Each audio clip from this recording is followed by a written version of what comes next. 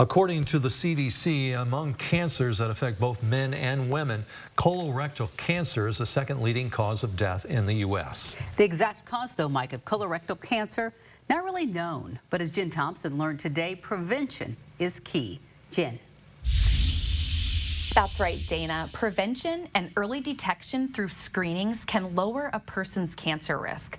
We do want to make note that there are actual photos of actual colons, so I want viewers to be advised. Take a look.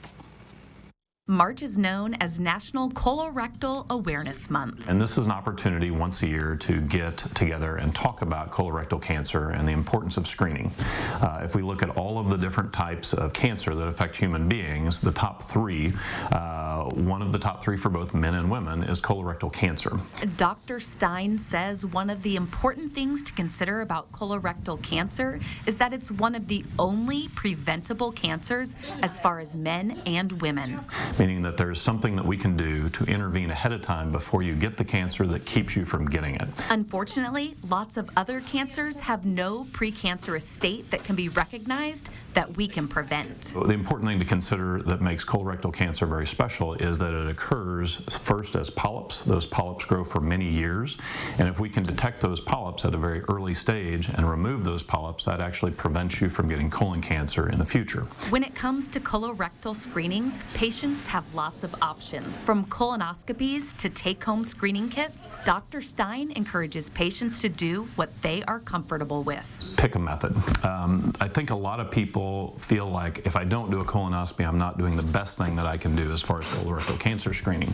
But the really take-home point here is that you should pick a method and do it at the appropriate age. In the past, screenings were recommended at age 50. Now, doctors recommend getting screened at age 45. The reason for that is, as we have looked at the statistics of patients who get colon cancer over the course of the past several decades, what we have found is more and more patients are getting colorectal cancer at a younger age. That does not take into account family history.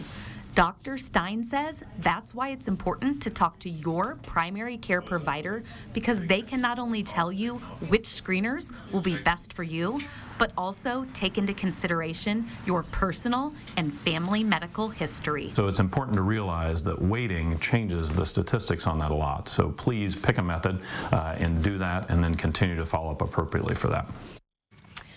Dr. Stein says all of the different options for screening are easily accessible. Good Samaritan Community Health Services is encouraging community members age 45 and up to pick up a free home screening kit. They have those available at many locations throughout the community, and for a list of those locations, you can visit our website. Dana. All right, Jen, again, prevention is key. Thank you so much for that.